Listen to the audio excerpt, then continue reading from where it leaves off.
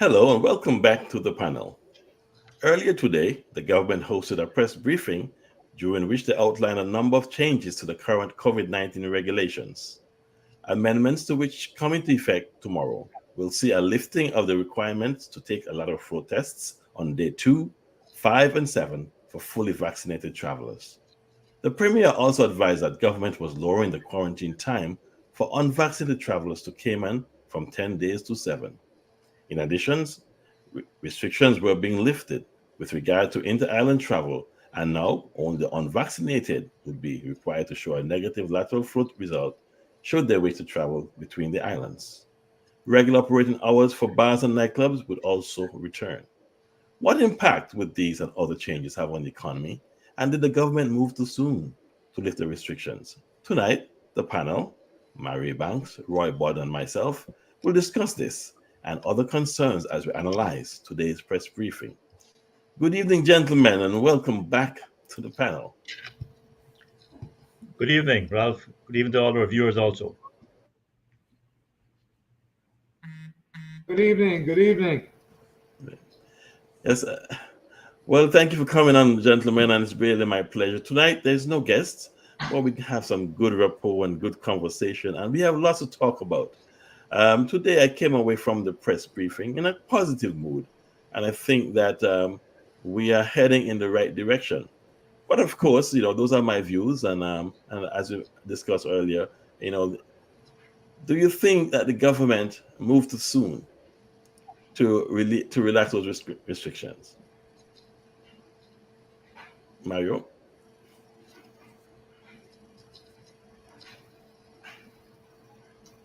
I think Mario looks like he's frozen.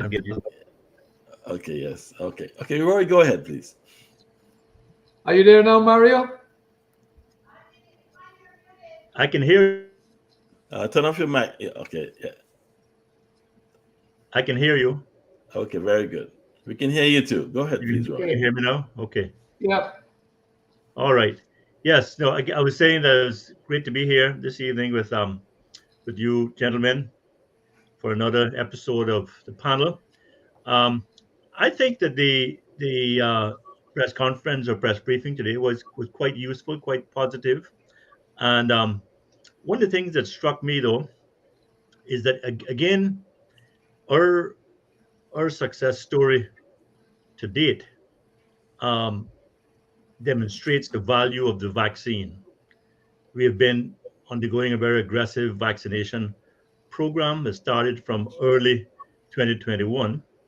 And they mentioned today a number of statistics that I'll just try to hit a couple of those big ones. I don't know how many people have actually had COVID in Cayman since this pandemic started, but I heard a figure the other day of 17,000 people have had it, which I thought was high, but apparently that's the number. But right now, and then a couple of weeks ago, I think when we met 2 weeks ago, there was about 6,000 people in isolation or in quarantine. Today, the medical officer, Dr. Williams Rodriguez, mentioned, I think a figure he said like 3,000 something that were active Yes. cases. Mhm. Of that, we had 17 deaths so far for the 2 years that this pandemic has been amongst us. And there's 8 people now in the hospital in various levels, some in ICU, some in being ventilated. But the interesting thing about that statistic is that those 8 people, all of them are unvaccinated. Yes. So again, I think that you know we are blessed, but I think we also are blessed with common sense. Most of us, anyway, that we try to find something to help when we have these kind of crises amongst us. Um, Yes. Mhm. in World War II, the Allies didn't wait for perfect day, for perfect weather, for perfect conditions to land on the beaches of Normandy in June 1945, 1944. They actually chose something, had a strategy, and were bold and courageous and did it.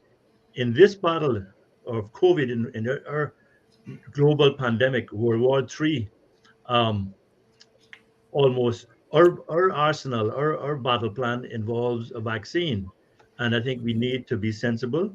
And I think the results of being sensible with the vaccine is part of Cayman's success story, why we're able to reopen and why our hospitals are not overwhelmed and why we don't have people dying by the tens and by the hundreds.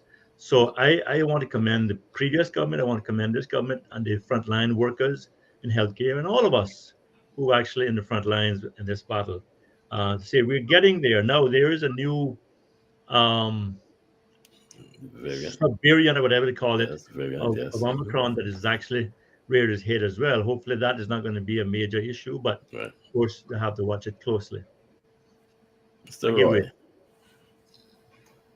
Well, I like Mario, I paid close attention to the statistics, and I found it striking that of the 8 people currently hospitalized, all of them are unvaccinated, which to me speaks volumes. And it should serve as instruction to the anti-vaxxers to relax their campaign, which I don't hear too much about them now. But I think we would be wise, those persons in the community who have not yet been vaccinated, I think they'd be wise to do so while the vaccines are still available, because worldwide, the message seems to be if you're vaccinated, and particularly if you've also received the booster, your chances of surviving, even if you contract COVID, your chances are greatly enhanced as against not being vaccinated. So that's one good thing. As regards the protocol surrounding the opening up, well, I am looking forward with anticipation to see the return of a full-fledged normality. But I was concerned, and as we go on in the show, I'll express the concern I got out of some information I heard coming from the Deputy Premier, Minister of Labor, and Minister of Finance. I listened carefully to his rationales, but I'm not convinced of the tactics that they're taking. But I'll mention that later on in the show. All right. Okay. Well, thank you. And there are lots of things that were said, which we'll go into more detail. But I personally, I'm happy to hear the direction on which it's going. The tone of the briefing today was very good. They looked more upbeat, a lot more relaxed, had a lot more information, and they were answering the questions well. The timing of it, the timeliness of the presentations were kept to a minimum, and a lot of information was passed out. Even the arrival of the American Airlines that came in today, and then there's probably another press briefing next week to announce some good news about the cruise tourism, which I expect probably will be coming sooner than we expected, but we'll hear more of it. But it was a good upbeat a press briefing, and I just hope that the trend continues. They seem to have listened to the advisors, and and as they said, they are listening to the science, and the trend is that the number of cases are declining. A few weeks ago, it was 400 cases per day, and it's almost under 100 now per day. So which is a good direction to go. So I think that we are on track, and it took 2 years approximately to get to this point, but we need to move forward. The economy is hurting, and that's where I'm putting more of my focus and emphasis on. The economy is hurting, and we need to move forward. So I definitely welcome the changes to that. There was also concern about the stipends. Apparently, there's some confusion or some event that took place recently and they had to issue another press release regarding what was happening. But basically, they're trying to move away from the stipends, and they've said over 600 people have now found jobs, and they're helping them. So, what are your thoughts about the stipend and where it's at today? Well, I think that it was excellent that the stipend was put in place to start with, especially those people in the hospitality industry that were totally had nothing to nothing coming in for a long time. Um, I had been in favor of increasing it to 2,000 a month at one point, um, but I think it's good that it was done to help a lot of people. And now I think it's right to gradually go back to from stipend to work, and that's where I think Dr. Bodden is also focusing on. We've been focusing on this show since we started. Is what are we doing about ensuring that we're developing, we're attracting and retaining our Caymanian human capital, giving them the opportunities, the on-the-job mentoring and development and coaching, and equal opportunity for these jobs. And that's where I think there's a long conversation about that to be had at any occasion.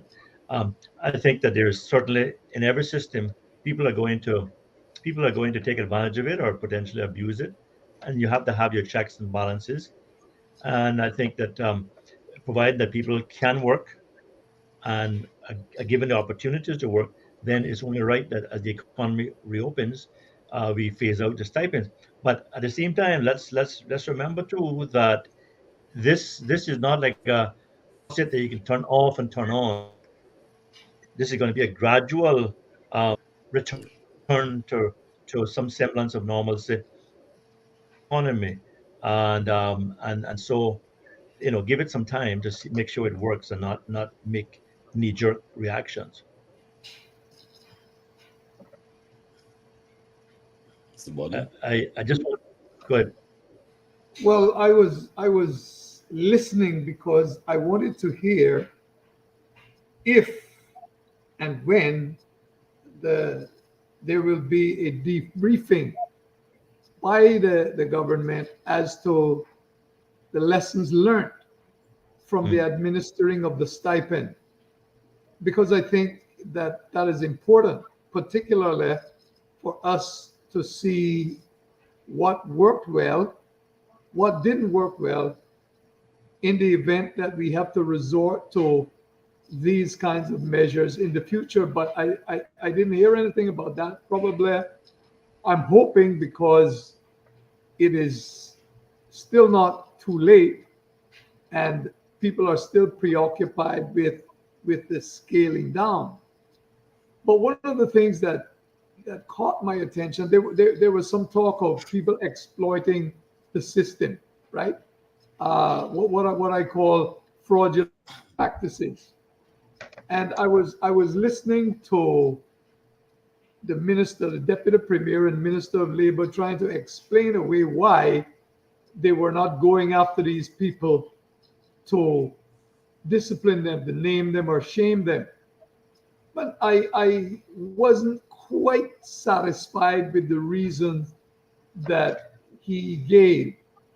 I think that there is a sense in which we have to let people understand that when you receive these kinds of things, integrity is of the utmost importance.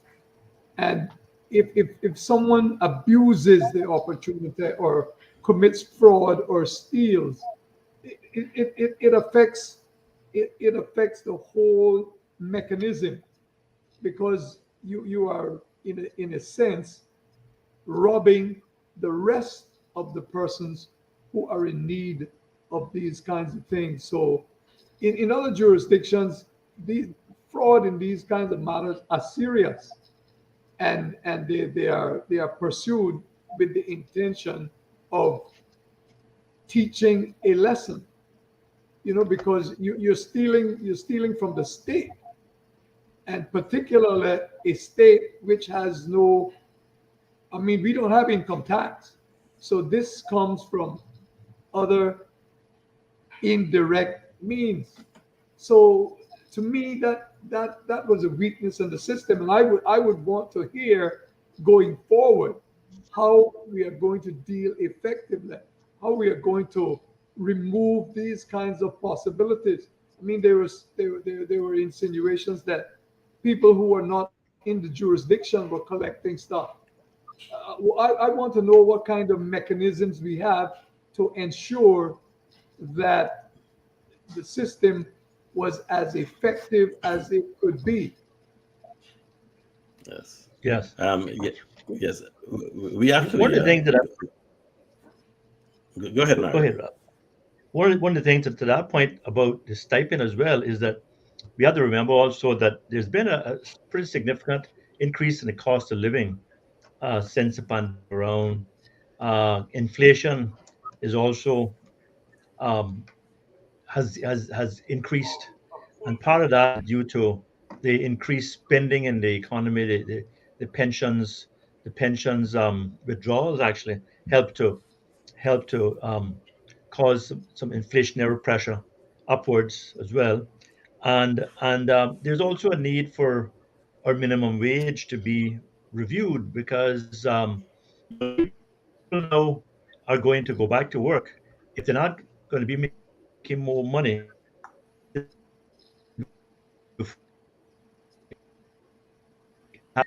their income levels are going to be impacted, or their disposable income is going to be less. So I think that the whole issue, as Dr. Roy mentioned, the whole issue of finance and how this whole thing impacts our economy needs to be one of the lessons learned to strengthen us to go forward.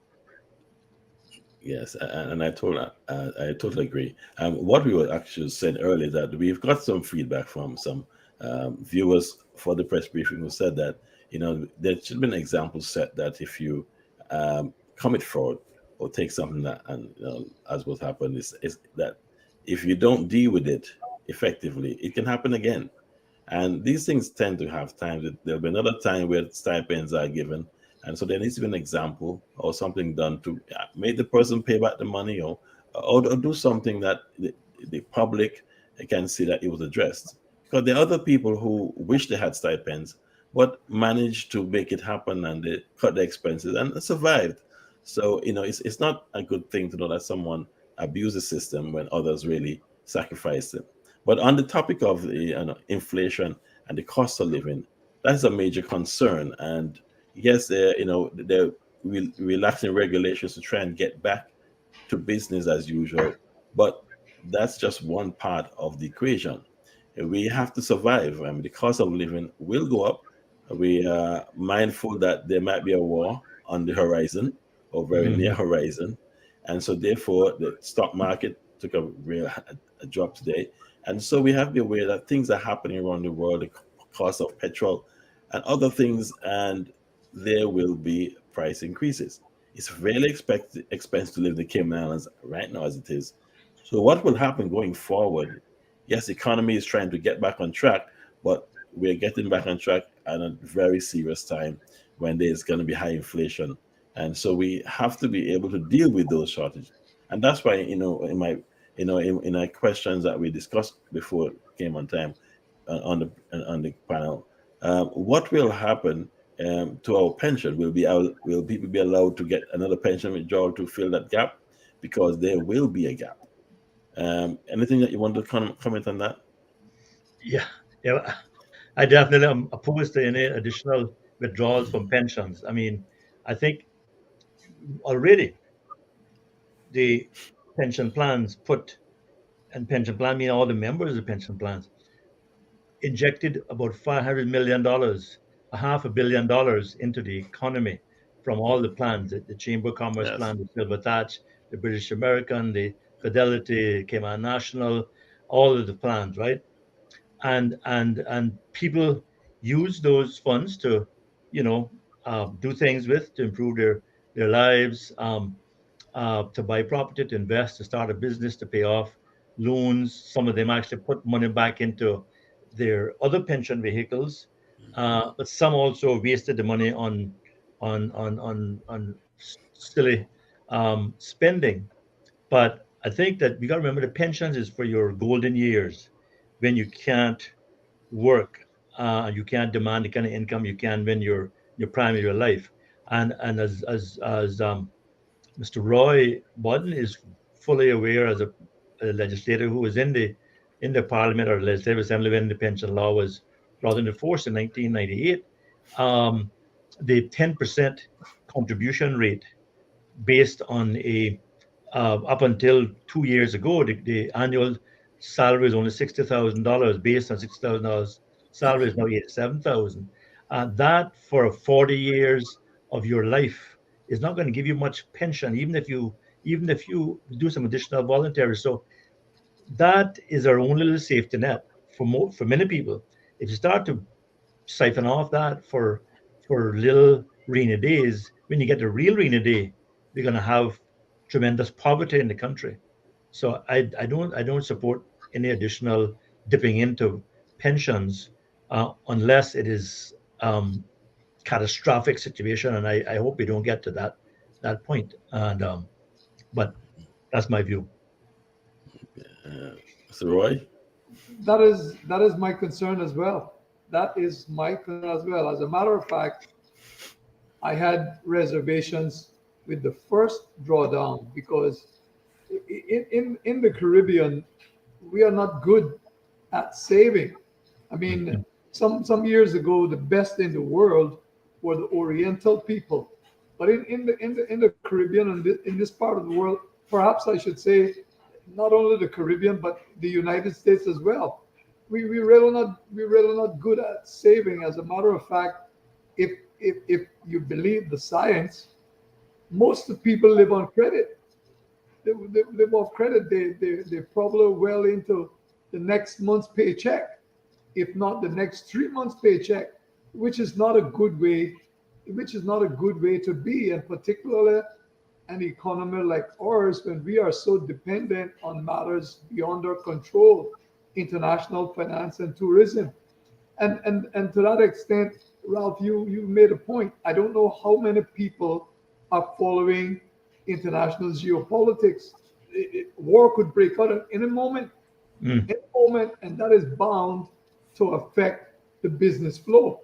Because one of the first things is going to happen is that the NATO and the Western powers are planning to choke the money flow off from Russia. And I was just reading a book. London is based on Russian money. So if they remove Russia from the international SWIFT arrangement, and all that money is, and then Russia plans to retaliate by jacking up the price of fuel to Western Europe, we in the Caribbean are going to be in a quandary, because already we were just talking, Mario mentioned inflation, or Ralph, you mentioned inflation.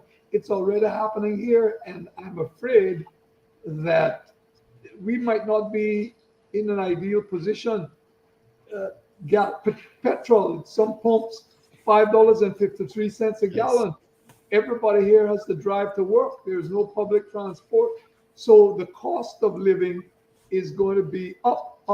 And it's good that we're opening up the tourism. But if there is hostilities, all that is going to be curtailed.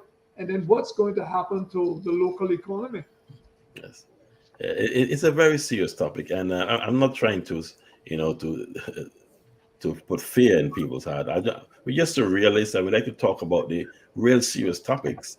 And on the back of, yes, the border is going to be fully open soon, and we're relaxing regulations to allow more tourists to come in. Hopefully, that will generate some new cash. There is still the issue of surviving in a tight economy. And the question I asked today at the press briefing was basically, is the government going to help those small businesses who they're relying on also to hire people? Are they going to help them for some time? Because they're going to need at least a year's assistance to be able to get back to where they can manage the business effectively. And that's some of the concerns that I'm having. Yes, that the flights are coming in, but how does that translate into extra cash in the business pockets so that they can pay better wages or pay on a regular basis? And if you even encourage investors to come in, how much are going to come in, what conditions are going to come in, or regulations are going to be for them. And so it is something that we have to look at. The cost of living is high, and there will be some challenges. It's not just straight. It's not a piece of cake, as we say, in the near future. And the government still has its hands full.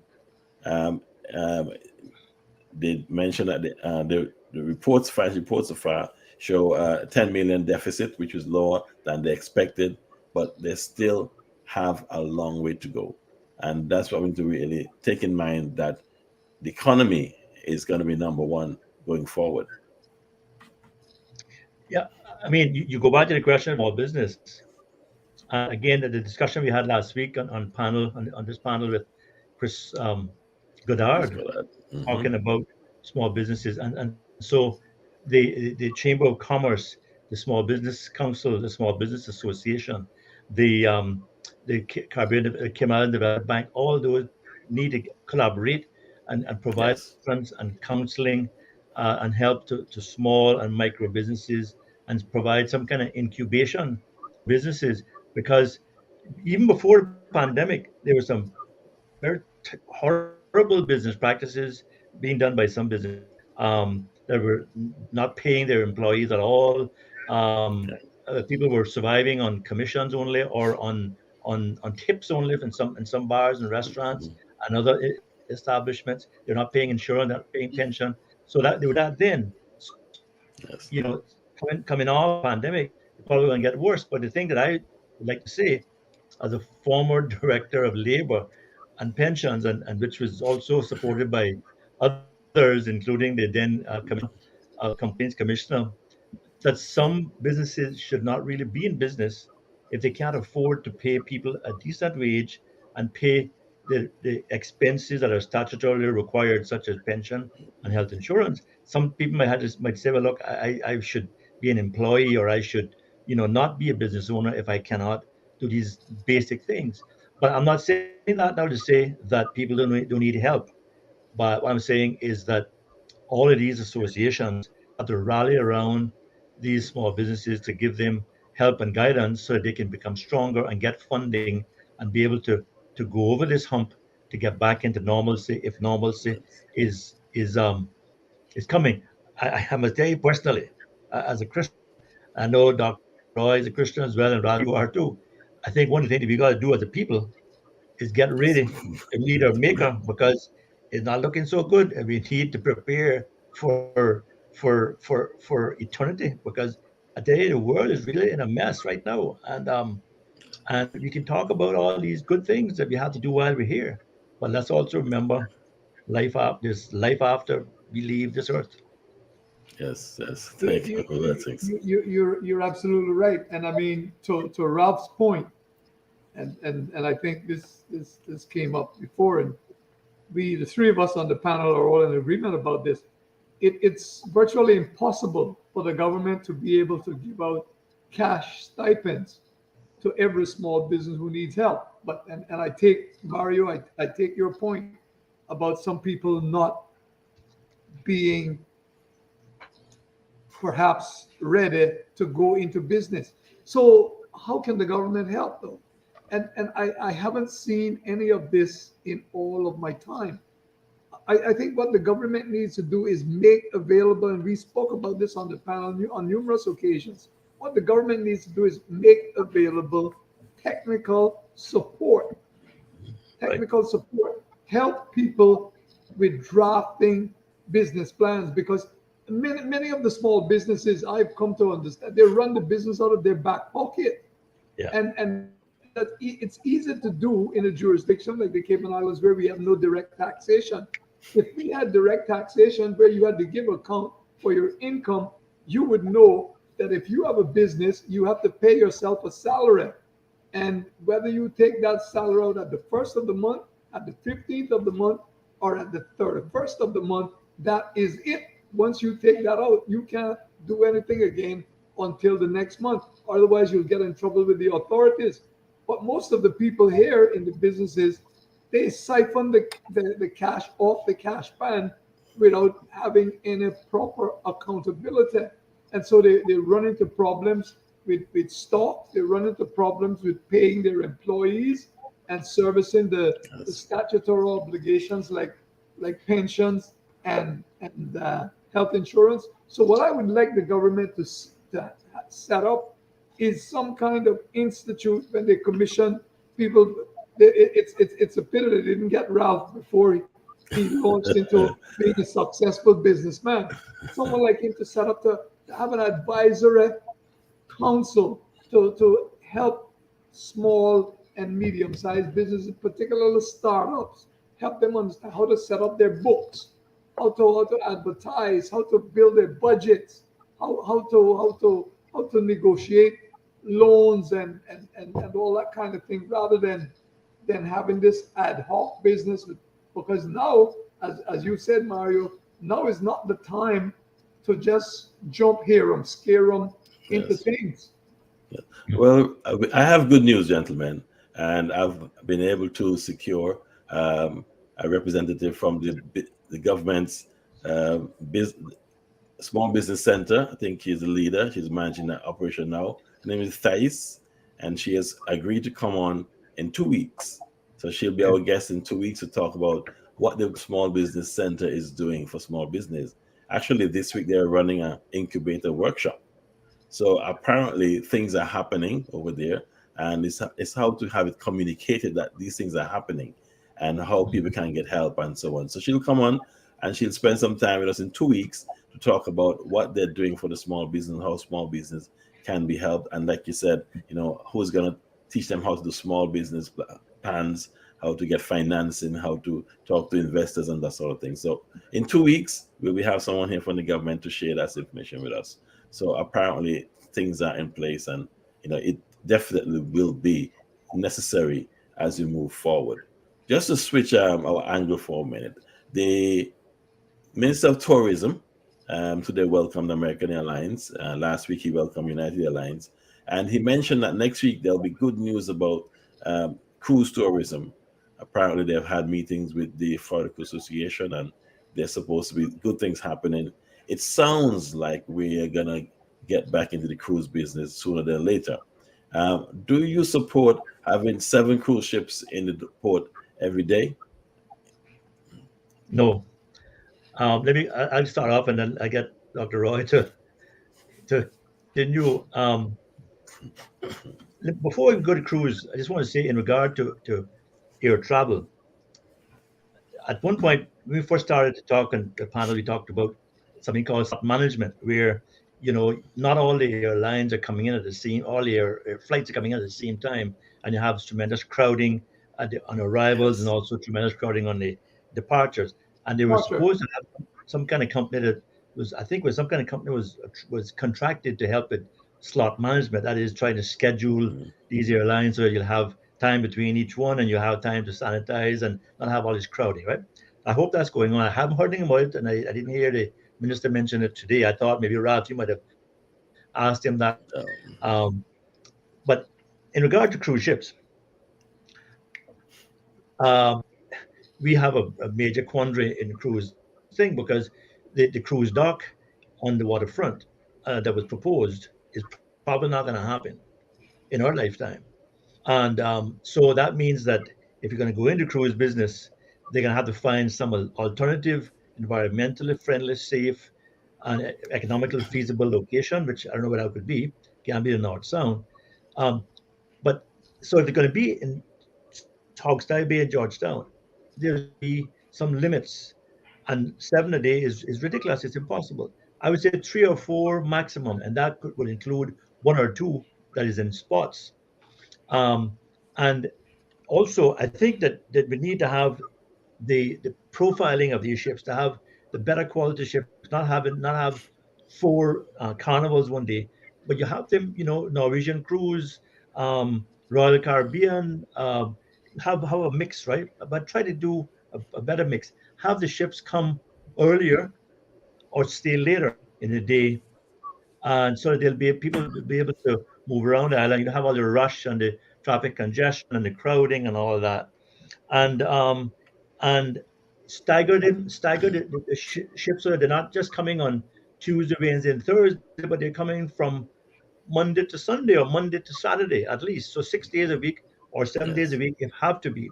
But I say, my personal view, 3 or 4 per day gives a good experience.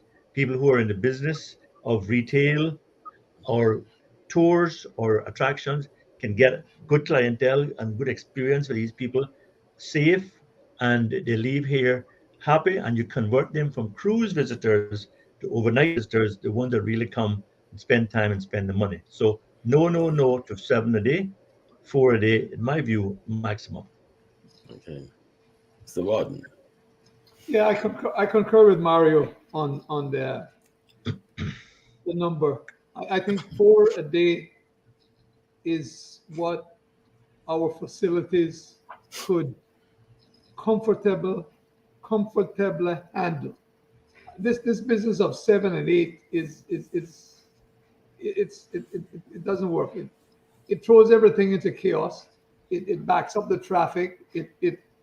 It upsets a lot of people, and I don't think that it does justice to the cruise visitors themselves, who are crowded and congested and bumping into one another. And we have to remember now that some of the stores that used to be open are closed too, so that they have less shopping facilities. So what we need to do is find an optimum number of vessels that we can comfortably support and deal with that number. And then, as Mario said, I'm in agreement with him. We speak to the cruise ship companies and say, look, what we want is for you to stagger your visits throughout the week. We don't want them all jammed up, coming on a Monday, Tuesday, Wednesday, and then Thursday, Friday, and Saturday there's nothing.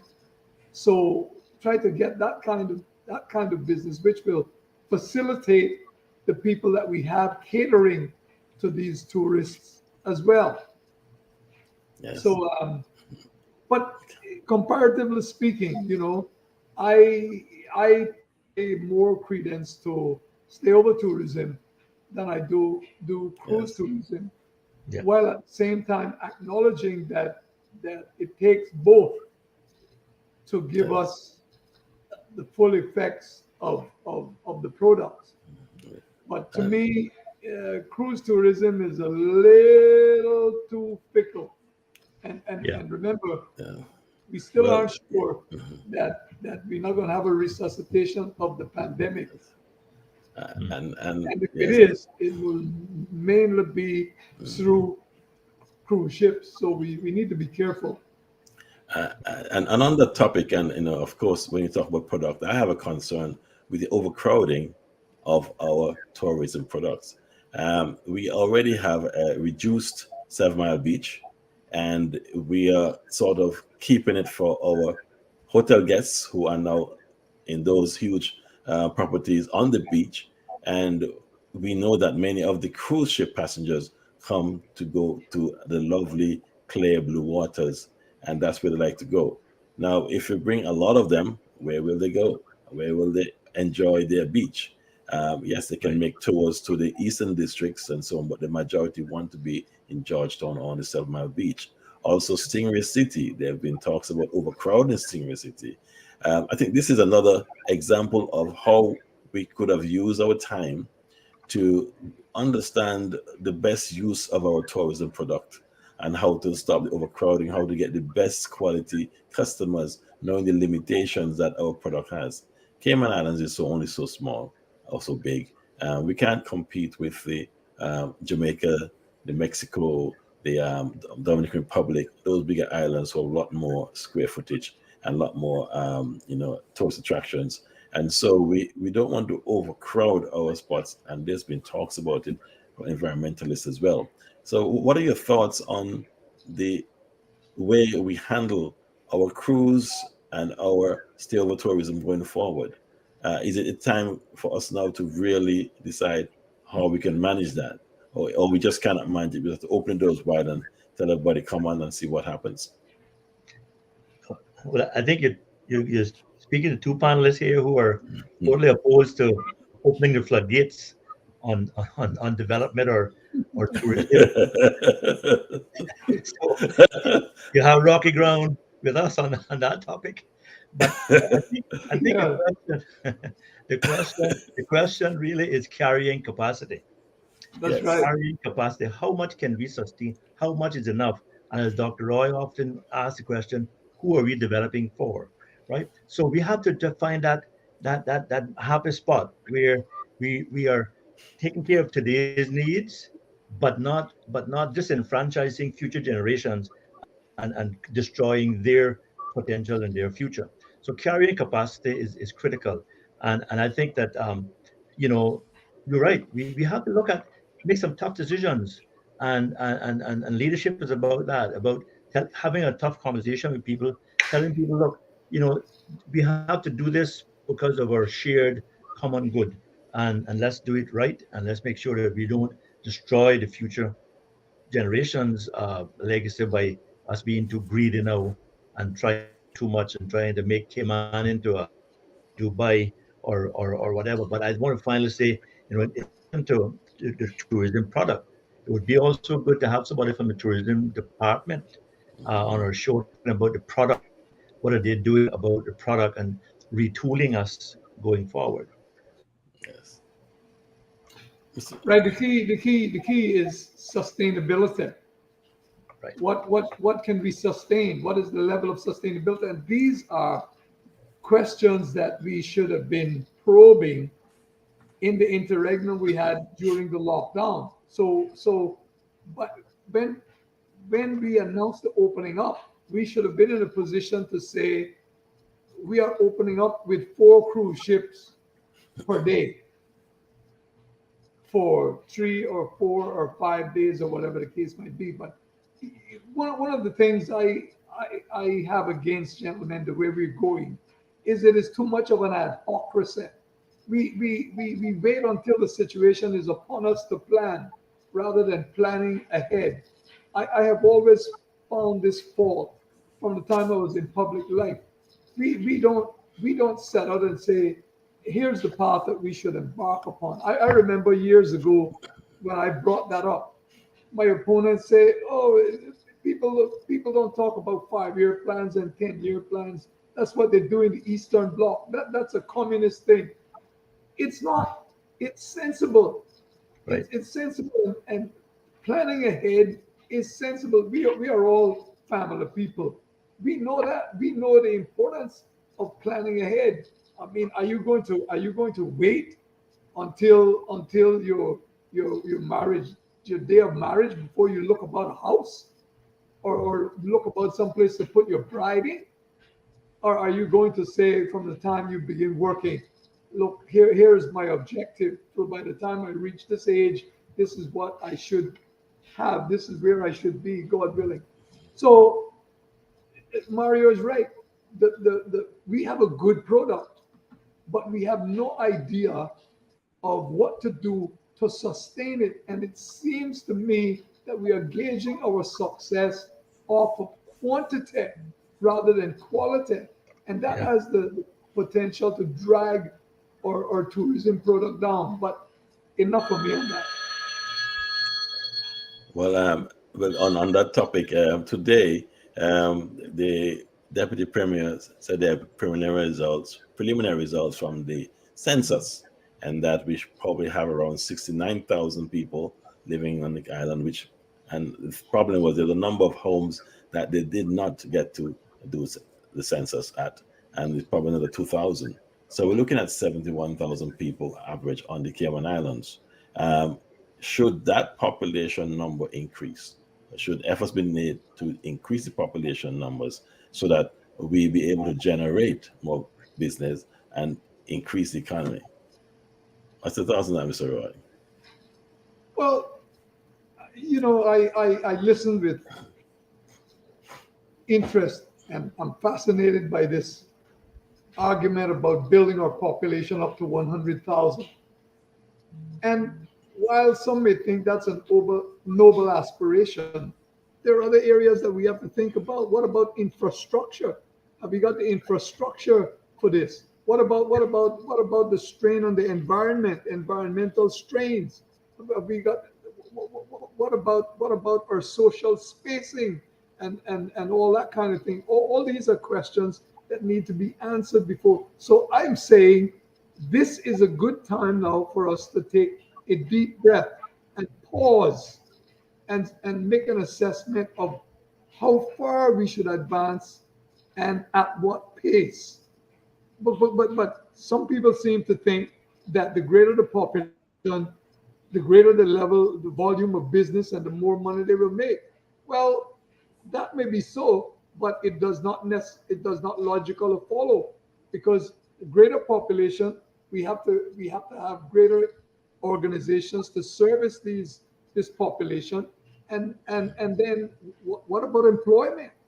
Or people are already complaining that they are boxed out of employment. If we bring in 30,000 people more, what's going to happen to the employment situation? So these are things that we have to answer, and they cannot be answered without scientific assessment and planning. Yeah. Mario, any comments on that topic? Yeah. No, I think I believe our population growth is something that needs to be sustainable, but I would not be in favor of artificially engineering it to meet some sort of economic model that some people may want to pursue. And I think that we have to think about future generations. We are small, three little small dots in the Caribbean, and we need to leave something for generations yet unborn. And speaking about generations yet unborn, I don't know today I think the Minister for Health mentioned something about the vaccine for children. I didn't catch the Yes. full story on that, but that was quite interesting. What I thought also in relation to the tourism is, I believe the Minister for Tourism got a question or made comment about how tourism is doing now compared to what was forecasted, but I missed that point also. Okay. But I'd be curious to know if the numbers that we're seeing now are on par with what was forecasted, or Yes. whether they're more or less. He did mention a few numbers of passengers that came in on the United flights, and I think it was 500 of those were tourists. But that wasn't really a lot of information.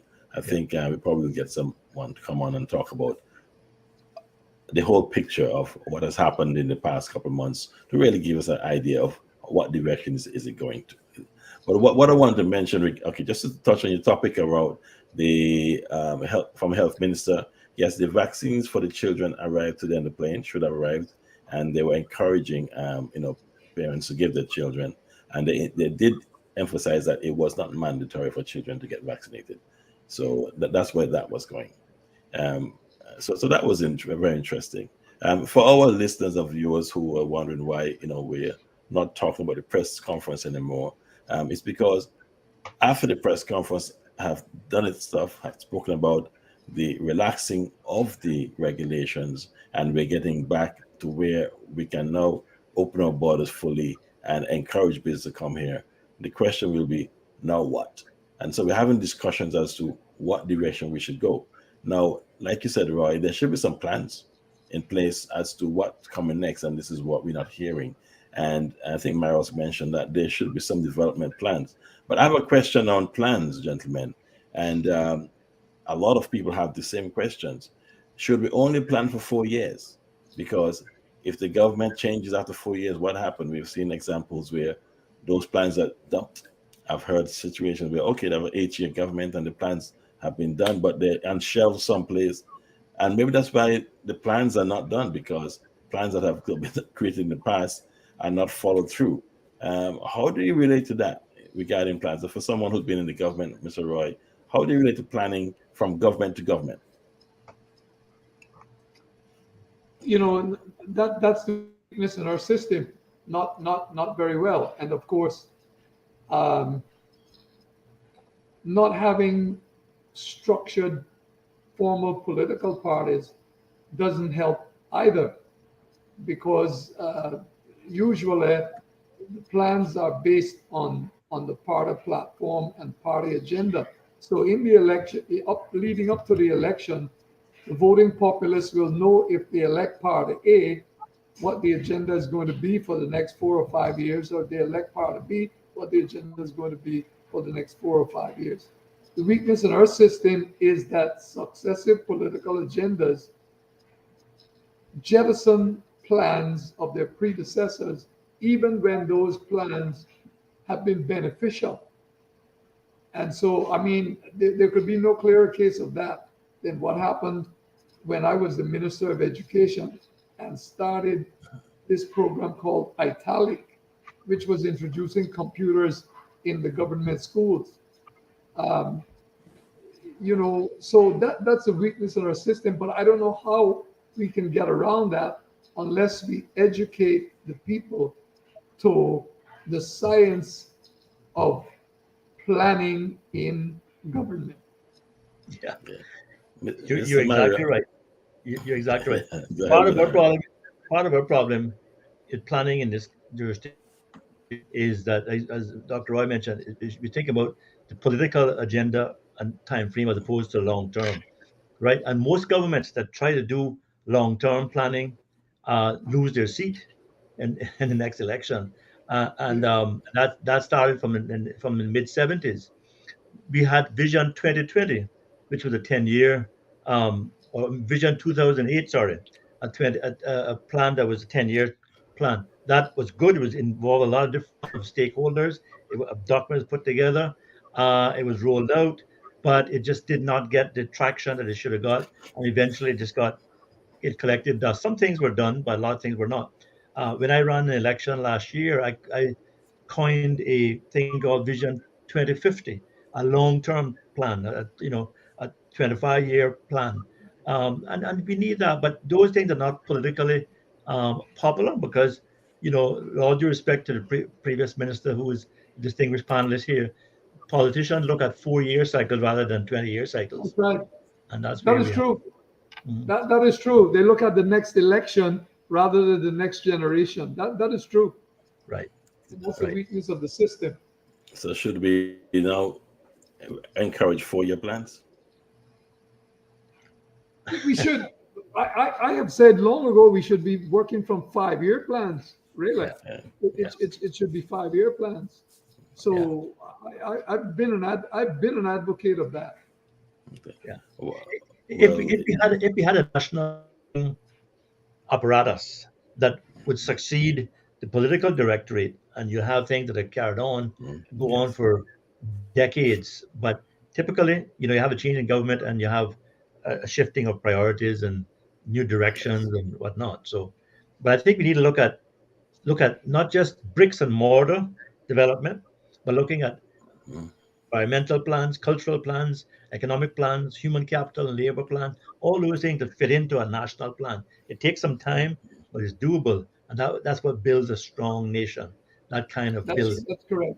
That's Yeah. correct. Yes. And I mhm. if we say that enough times on the panel, probably we will convince some people. Yes, but I'm all for progress, Yeah.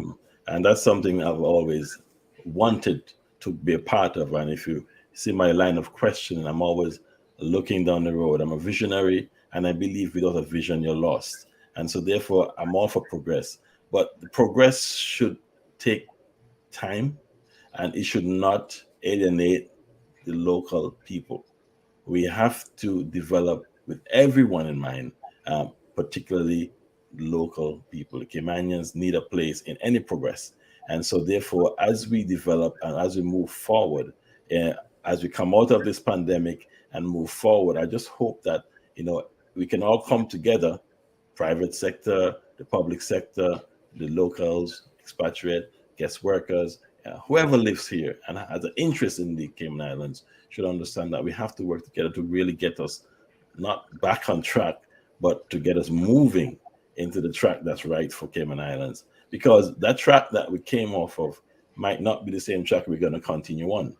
And I always use the term back on track, but I have to change it because the way that we did things in the past definitely will not be the same way that we did in the future. Right tonight, we're using StreamYard.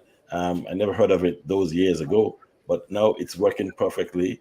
I'm actually working out of Cayman Brac rather than living in Grand Cayman, and not many people know that.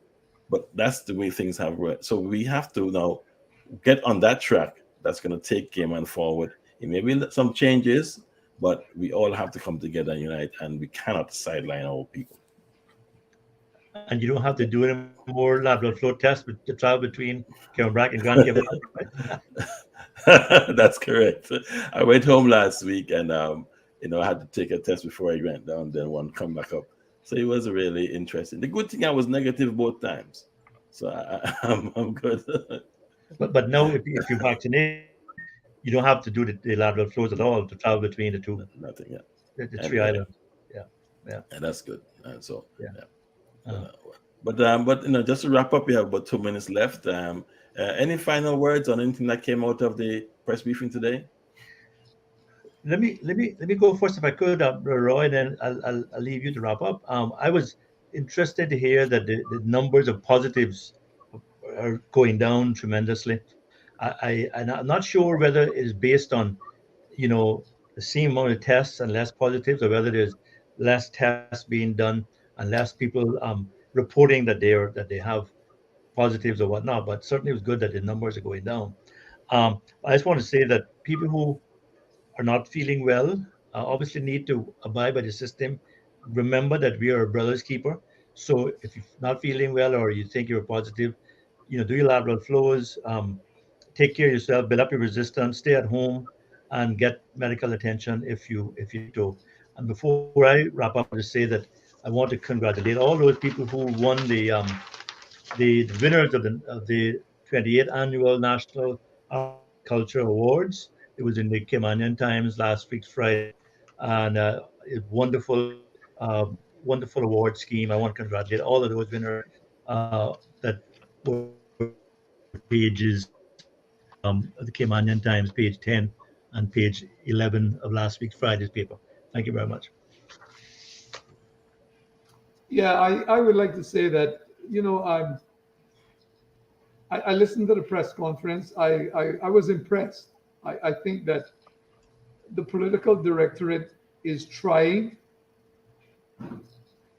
under difficult circumstances, but I think they're doing well. And I'm encouraging them to continue to keep the populace informed and to be open and transparent, because in spite of all the obstacles in our way, I think we have, if we work collaboratively and cooperatively, I think we have a great chance of making a comfortable rebound from the pandemic. It's going to take time and it's going to take patience, but I think that together we will be able to do it. So that's a positive. I want to encourage the government, though, to be proactive, and where the situation warrants it, to have examinations of decisions made with a view to improving those decisions in the future. And don't be hasty, and don't panic. That's the importance. Do not panic and do not make hasty decisions. Yes. So, yeah, I would encourage them to continue to push ahead. Okay. Well, I'll close on a positive note. And many times we say things on this panel and we give advice. And I must say that the government has taken that advice. And what they decided to do is to publish all the jobs that have been posted on work in the newspapers. Mm-hmm. So they have now taken out 2 full pages in both the Caymanian Times and the other newspaper, the Caymanian Compass, and they actually have advertised 2 full pages of jobs that they have that are registered on work. So now they have those jobs on the work website and plus in printed newspapers every Friday going forward, which I think is a way that they will reach the maximum amount of people. As Mr. Howell said recently, that's something that they're working towards, to try and reach as much people. They're going to use social media, and as well as Facebook and the websites actually our newspaper, the Kemayan Times, is available in an online format, and in the page 12 and 13, you'll find those jobs. Or it's in a printed copy, which is out now on our in the supermarkets and gas stations for 50 cents. You'll find those job titles, two full pages of jobs in the newspaper. So please go out, support Kemayan Times, and pick up your copy, and you will be able to actually see how many jobs have been posted on work website and who are those employers. I want to thank everyone for tuning in again tonight. It's been a pleasure.